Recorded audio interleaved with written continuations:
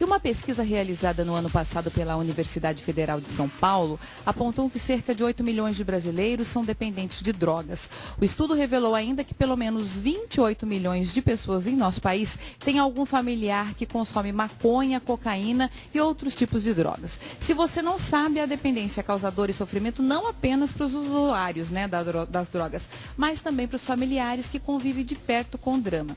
Só para você ter uma ideia, atualmente aqui em Mato Grosso, quase 2 mil pessoas recebem acompanhamento e tratamento do Estado, sem contar aqueles que procuram clínicas particulares. Sobre esse assunto a gente conversa agora no Nossa Opinião.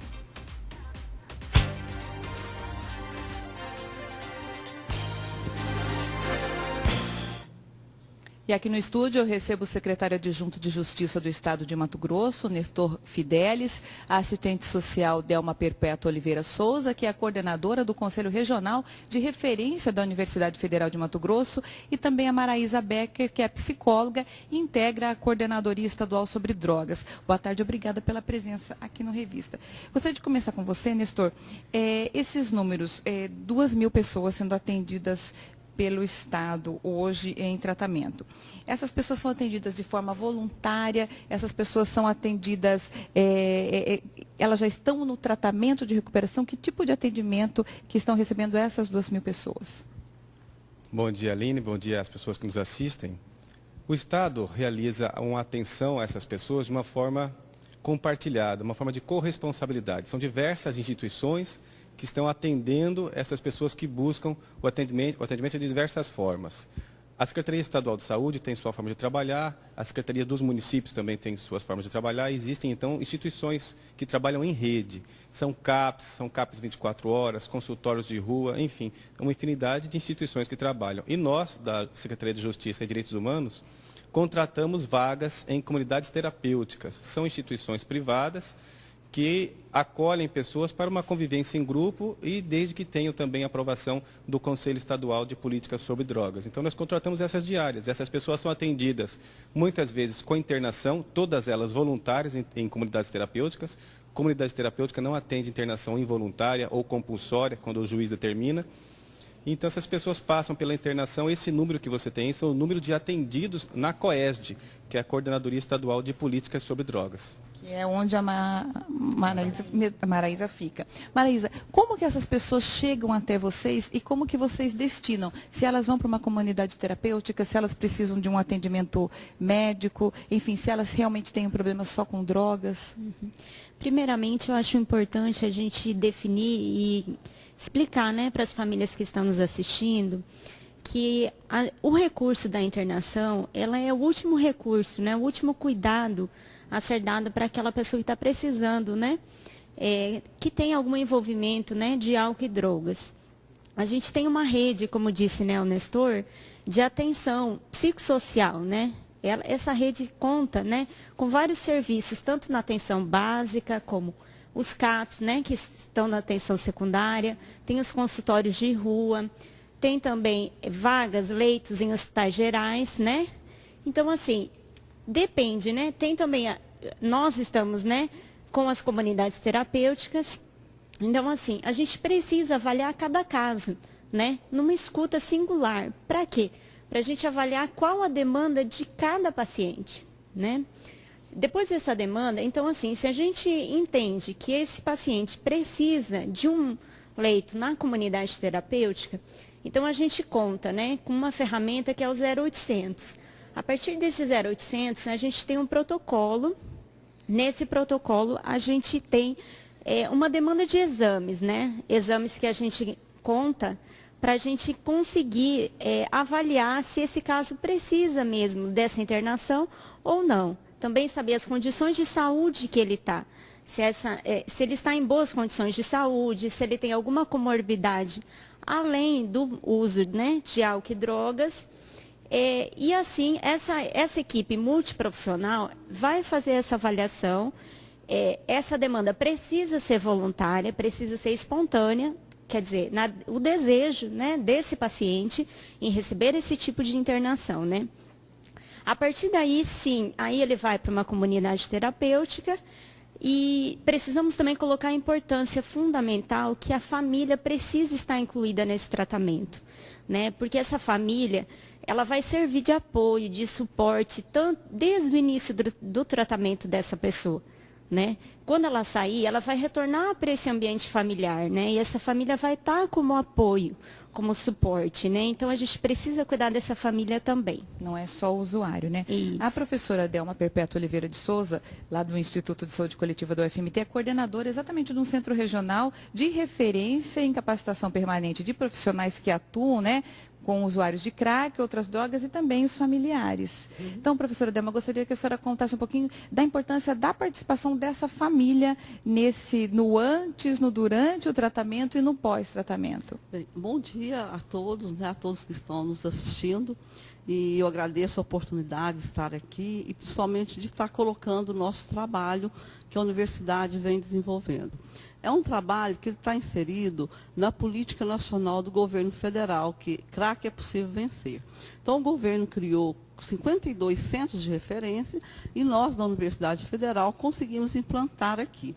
Nós executamos os 2 editais, certo, de capacitação. Hoje, Cuiabá e Várzea Grande conta com 600 profissionais, mais de 600 profissionais capacitados, certo? Desde o médico do PSF até a equipe das policlínicas, pronto-socorro, do Hospital Júlio Miller, do Adalto Botelho. Então, nós capacitamos esses profissionais em diferentes enfoques, principalmente para poder estar trabalhando não só com o familiar, mas também com o usuário. E a forma de abordagem, como que se dá. Então ele aprendeu a abordar essa pessoa que é usuária de droga. É isso que nós estamos fazendo. É um desafio para nós na universidade, porque nós estamos fazendo um trabalho de pesquisa, de ensino e de extensão. Quer dizer, a questão da dependência química é um assunto antigo, porém, que o Estado assume essa responsabilidade, ele é recente, certo? E nós, enquanto universidade, nós ainda não temos todos os cursos na graduação que preparam o profissional para trabalhar com o usuário e com a família do usuário. Então, o centro de referência, além de capacitar os profissionais, nós desenvolvemos 2 pesquisas. Uma pesquisa com os moradores em situação de rua de Cuiabá, para poder conhecer essa realidade, para poder estar capacitando os profissionais de como acolher, de como lidar com essa população totalmente diferenciada. Nós também tivemos a oportunidade, no segundo momento, de desenvolver um trabalho de intervenção no socioeducativo. Foi um trabalho que nós verificamos se a rede que nós estávamos propondo, se ela funciona. Quer dizer, na realidade, essa rede foi uma construção dos profissionais que participaram, certo? E ela tem toda uma proposta científica. A base dela é a proposta de Paulo Freire na problematização. Por quê? No nosso ver, no nosso olhar, nós devemos começar lá na atenção básica, né? Quando o profissional, o agente comunitário, ele vai numa residência, numa família, e como ele vai perguntar se tem algum problema de diabetes ou de hipertensão arterial, nós capacitamos eles para perguntar também, você usa alguma droga? Você usa álcool? Quer dizer, nesse momento, esse profissional ele foi capacitado para fazer uma intervenção breve, certo? E aí ele vai estar fazendo o fluxo da rede. E esse trabalho nós executamos no socioeducativo no sentido de verificar se a rede funciona. Quer dizer, nós temos toda essa avaliação desse trabalho. Porque, na verdade, como a senhora colocou, a droga ela está em todas as classes sociais, né? E pode começar também em qualquer idade, né? Você tem nos moradores de rua, quando você fala do socioeducativo, você tem, enfim, nas instituições com quem está cumprindo alguma pena, você tem menor usando também cumprindo pena, e você tem as pessoas que estão na sociedade e consomem, às vezes, com uma cara mais social e não estão não cometeram nenhum delito ainda por conta desse uso. Então, você tem que ter várias frentes de intervenção, é isso? E justamente, a questão da droga, ela não existe área geográfica estabelecida. Então, nós temos todos os níveis socioeconômicos. Mas, voltando à questão que você me perguntou da família, foi muito interessante o trabalho que nós executamos com os familiares dos menores do socioeducativo.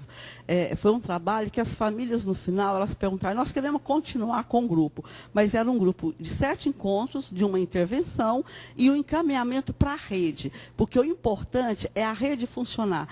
Quem que é a rede, né? Que a gente pergunta, quem que é a rede? A rede que existe em Cuiabá, Várzea Grande e em outros municípios do estado, ela é composta pelo SUS, pelo SUAS e pelo Poder Judiciário, certo? Então, estamos todos juntos trabalhando na questão. Então, a rede, ela começa lá no PSF, né, e o profissional vai ver qual a necessidade dessa demanda, para onde ela deve ser encaminhada. Aí nós vamos ter o CAPS-AD, que em Cuiabá nós ainda contamos só com o CAPS-AD. Quer dizer, um CAPS-AD, pela portaria do Ministério, é uma população de 200 mil habitantes, ela tem direito a ter um CAPS. Certo?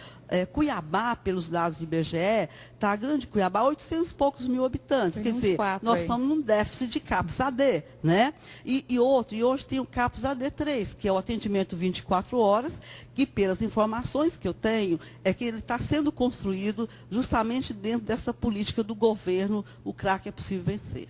Bacana. Então, daqui a pouquinho a gente continua a conversar sobre esse assunto e eu quero falar exatamente sobre por que o crack, né, tá em destaque, se a vinda dele, a chegada dele desse mercado de drogas estimulou o uso, facilitou o uso. Então, daqui a pouco a gente continua falando sobre isso, né? E eu estou de volta com Revista, e você que ligou agora aqui na TV Record, nós estamos discutindo sobre a dependência química, um dos temas mais debatidos hoje até na atualidade. O assunto é sempre tratado como caso de polícia, no caso do tráfico de drogas, ou de saúde pública, tratando-se dos dependentes. A gente está falando aqui no estúdio sobre esse assunto com o secretário adjunto de Justiça do Estado de Mato Grosso, Nestor Fidelis, a assistente social Delma Perpétua Oliveira Souza, que é a coordenadora do Conselho Regional de Referência da Universidade Federal de Mato Grosso, e também com a Maraísa Becker, que é psicóloga e integra a Coordenadoria Estadual sobre Drogas. Bom, na conversa anterior, né, a gente falou um pouquinho da importância da participação da família, mas o que chama a atenção nessa campanha, até proposta pelo governo federal, é a questão do crack. Por que se fala tanto do crack? Ele é mais fácil, atrai mais os jovens para o mundo das drogas, é mais barato, ele vicia mais rápido? Pode ser a Delma? Pode falar então, Nestor, vamos lá. A questão do crack é muito séria, porque com pouco tempo de uso a pessoa se torna dependente química para o resto da vida. Não tem cura para a dependência química. A pessoa que tem dependência química, como tem o problema do alcoolismo, nunca vai deixar de ser alcoólatra, nunca vai deixar de ser dependente químico. Com pouco tempo de uso, o crack tem uma capacidade de tornar a pessoa dependente muito grande e é muito barato. Então o poder de vício dele é muito rápido. É muito rápido. Destrói a pessoa. Destrói as famílias. Pesquisa recente do Ministério da Justiça aponta que nas cracolândias, nos locais onde as pessoas mais consumem crack, lá tem pessoas com curso de doutorado, de mestrado, tem homens, tem mulheres de todas as idades e todos os níveis socioeconômicos. Então a droga não escolhe. Hoje em dia a droga não bate às nossas portas. Infelizmente, como você bem colocou no começo, já está dentro dos nossos lares. É preciso que nós estejamos sempre vigilantes. Sobretudo com o consumo de álcool, que é a pior droga, é a que mais mata, é a que provoca violência doméstica, violência no trânsito, morte de diversas formas, destruição dos laços de família. Quando a gente fala, então, dessa participação da família, Maraísa, Delma, é importante que a família também tenha consciência que quando aquele dependente voltar, ela tem que também mudar a rotina dela, porque às vezes ele começou a beber ali dentro da casa, então não pode fazer festa para recepcioná-lo depois de 6 meses de internação, com cerveja. Então tem que se cortar, igual a gente corta, por exemplo, tem uma pessoa que não pode determinado alimento na casa, você corta. Né? Você tem uma pessoa com diabetes, você parte para um outro tipo de alimento sem açúcar, com menos carboidrato, enfim. Para quem é dependente químico, você também tem, não pode ficar colocando ele em tentação dentro de casa? Então, a gente precisa ter um cuidado, né, com aquela pessoa que está voltando. Esse problema é um problema de saúde, né? A gente precisa cuidar que aquela pessoa que está saindo de uma internação, ela não terminou esse tratamento. Ele precisa sair dessa internação e seguir esse tratamento ou num CAPS, né, ou num grupo de autoajuda, seja, né, aonde for que ele vai se identificar. Mas assim, essa família precisa sim ter alguns cuidados, né? Retirar ou, né, parar, não ter nada em casa, não sei se precisa ser assim radical, mas a gente precisa sim ter um cuidado, né? Como lidar com essa pessoa? Por quais motivos essa pessoa entrou, né, no uso? Ouvir, escutar, é tão simples, né? A gente parar para escutar aquele sujeito, né, que está com a gente, aquele familiar. Então, assim, eu acho que tem muitas coisas muito importantes que a gente precisa lidar com aquela pessoa que está voltando. E só com o cuidado, com o tratamento que essa família vai receber, enquanto essa pessoa está em tratamento, é que vai dar subsídios para essa família lidar com essa pessoa que está voltando. É um suporte, um apoio, né, para receber ela de volta. E essa família pode sim estar recebendo ou num grupo de autoajuda ou no próprio CAPS, né, recebendo esse tratamento também. E eu queria voltar a dizer que o nosso 0800, né, é 0800 647 1222, né, as famílias que precisam, né, desse tipo de acompanhamento, desse tipo de tratamento que vai ser avaliado por nós e pela saúde, né? Procurar ligar, né? Ter as informações e orientações, tá, né? Entrando em contato com a gente, né? Delma, como o Nestor falou, é para o resto da vida. Então, esse acompanhamento, seja num CAPS, num grupo de apoio, ele tem de ter pelo resto da família, pelo resto da vida, e a família tem de ter consciência disso. Certo. Nós trabalhamos e estamos estudando e pesquisando a questão da dependência química como uma doença crônica não transmissível. Certo? E as doenças crônicas não transmissíveis, como a diabetes, por exemplo, e hipertensão, uma vez diagnosticada, é para a vida inteira. O importante é ter o controle. Então, o que nós colocamos na questão do serviço que o município, o Estado pode oferecer, é estar bem estruturado quanto ao serviço. Com relação à família, o nosso olhar é para a família na sua totalidade. Nós vemos que a família também está adoecida. E, às vezes, o dependente químico, ele é um bode expiatório dentro daquela família. Então, nós não podemos pegar e só pensar na dependência química.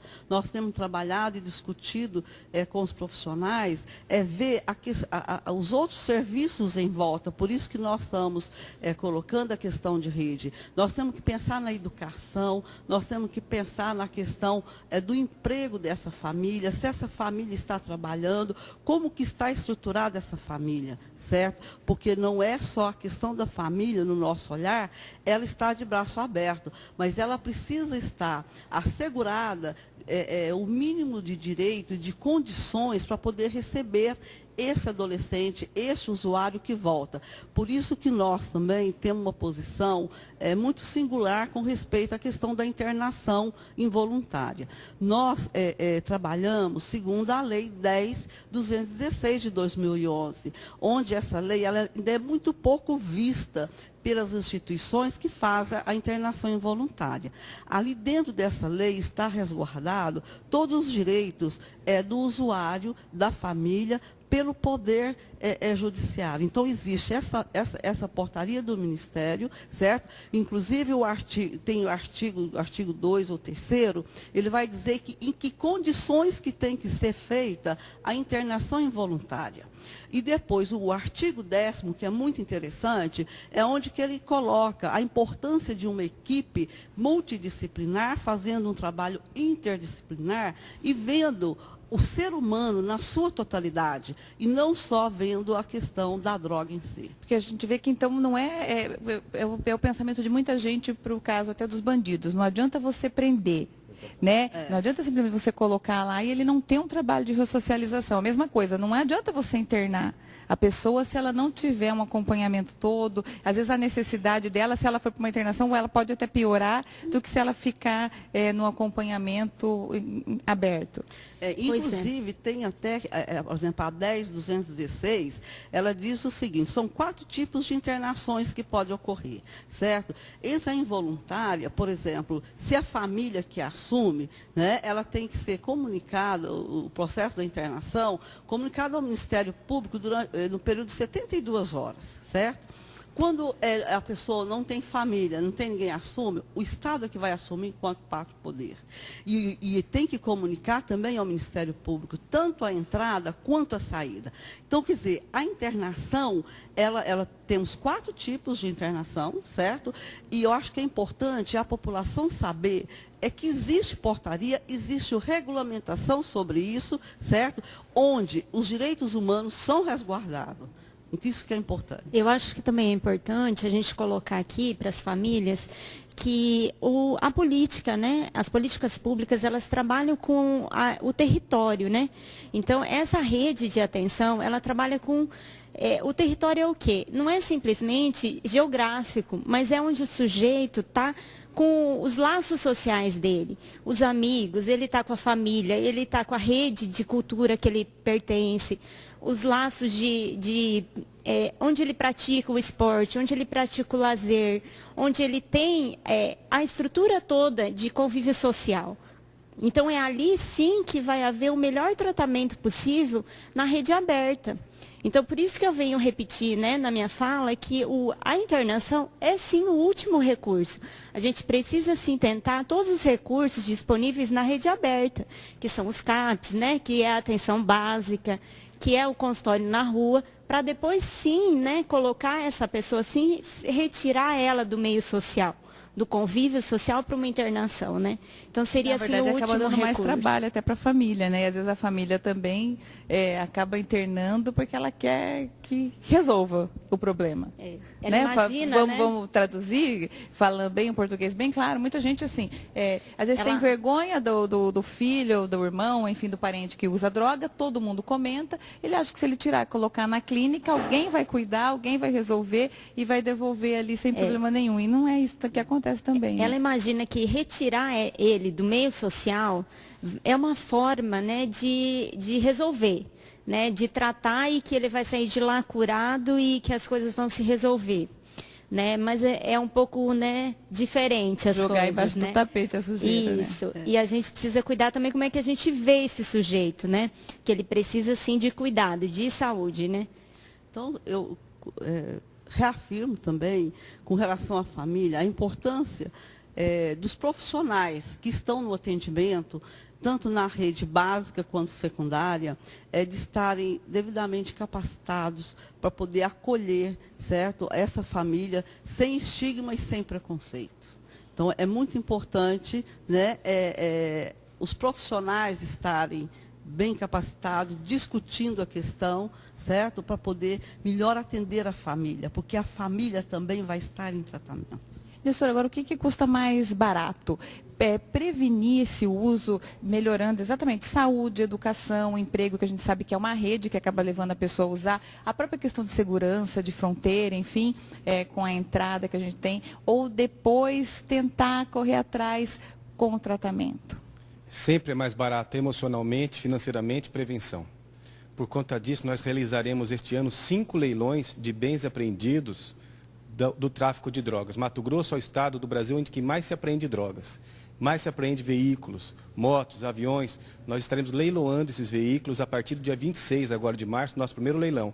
Inclusive já está no site do superbidjudicial.com.br os bens que serão levados a leilão este mês de março agora e inclusive já encontram-se com alguns lances dados ofertados. E o resultado vai ser investido em prevenção. Revertido em políticas de prevenção. Já temos um acordo com o Tribunal de Justiça, com o Ministério Público, com a Secretaria de Estado de Segurança Pública, para que a Coordenadoria Estadual de Políticas sobre Drogas, o Conselho Estadual de Políticas sobre Drogas, que é um órgão da Secretaria de Justiça e Direitos Humanos, possamos trabalhar com políticas diversas de prevenção primária, prevenção com as famílias. E essa semana tivemos uma reunião com a primeira-dama Roseli Barbosa, com o secretário Jean, das Setas, em que foi nos apresentado um projeto muito interessante, que vem do Rio Grande do Sul, já com grande êxito lá, que se chama-se Pró Família. justamente para trabalharmos a família nesse contexto todo, vendo a família como um sistema, a visão sistêmica da família. O que acontece com uma pessoa da família afeta toda a família e a sociedade como um todo. Agora, falando em dinheiro mesmo, em quantia, quanto que custa esse tratamento para os quase 2.000 assistidos? É diferente o custo de quem está num processo de internação e de quem está fazendo acompanhamento na rede aberta? Quais são os valores desse tratamento? Olha, a nossa coordenadoria de drogas tem contratado vagas em comunidades terapêuticas. No ano passado, contratamos cerca de mais de R$1 milhão, R$1 milhão 100 e pouco, quase R$1.200.000. Este ano vamos fazer um novo chamamento público para que novas comunidades ou as mesmas possam novamente fazer parte desse valor, receber esta ajuda, essa contratação do Estado. O fato é que no ano anterior nós pagávamos R$27 e um pouquinho de centavos. Neste ano agora nós vamos alinhar os valores com a União, que paga R$40 por diária. Nós pagaremos R$40 por diária, então, para aquelas pessoas que não têm condições de, por conta própria, financeiramente, se manter em um tratamento. O Estado tem essa responsabilidade. E daí vocês fazem o acompanhamento também dessas instituições para ver se elas estão atendendo a contento da forma que deve ser. A própria coordenadora, isso é uma das exigências, inclusive, que o nosso secretário Luiz Antônio nos cobra. Acompanhe o andamento das comunidades. Nós estamos pagando em dia as comunidades, mas precisamos fiscalizar. E a coordenadoria faz a fiscalização, tanto quanto uma comissão montada no Conselho Estadual de Drogas também tem fiscalizado, sobretudo aquelas em que nós recebemos denúncias de que há maus tratos, alguma dificuldade. Então, esse trabalho é realizado o tempo todo. Para a gente encerrar, Maraísa, eu queria que você repetisse o 0800 para a gente. 0800 647 1222. E, professora Delma, as pessoas que têm interesse em acompanhar essas pesquisas, ler com mais detalhes, a senhora falou que inclusive estão apresentando esses resultados em outros estados, além de Mato Grosso. Então, onde que elas podem ter acesso a essas pesquisas? Olha, bem, na internet, né, só colocar o FMT, Saúde Coletiva. No site da FMT, nós temos um site do próprio Centro de Referência, certo? Onde tem todo esse trabalho e também por nome de pessoas, pode estar clicando e vai estar toda a produção científica. Nós tivemos 2 trabalhos, 2 defesas agora de alunos do curso de graduação, com trabalhos de pesquisa, né?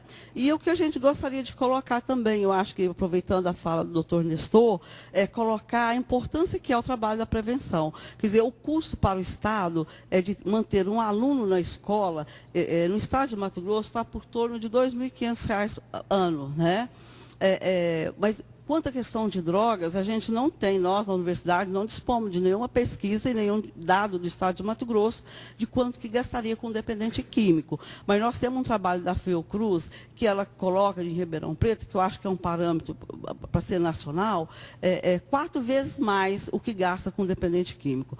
A média de gastar com dependente químico é uma média de R$1.200 mês, né? Enquanto que com a educação do ensino, da educação fundamental, seria uma base de 300 e poucos reais. Se a gente pegar os R$40 vezes 30 aí, né? R$1.200. Então, na realidade, quer dizer, é muito mais vantagem para o governo, né? Mas o que eu chamo mais atenção é que tipo de educação também, né?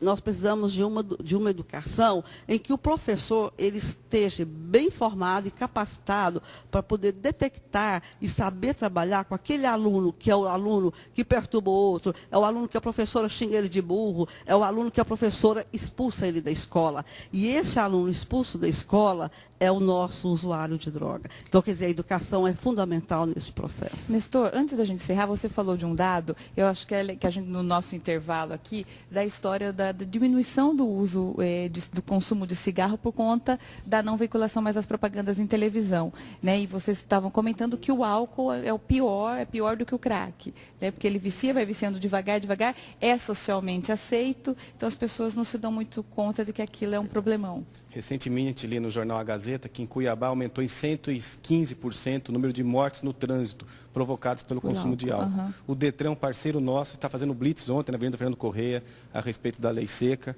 e realmente o consumo de álcool é um convite muito grande que jovens, crianças têm por conta dos filmes, das propagandas de televisão, as mais produzidas com qualidade, as mais caras. As premiadas são aquelas propagandas de substâncias alcoólicas. O álcool é a pior droga que existe.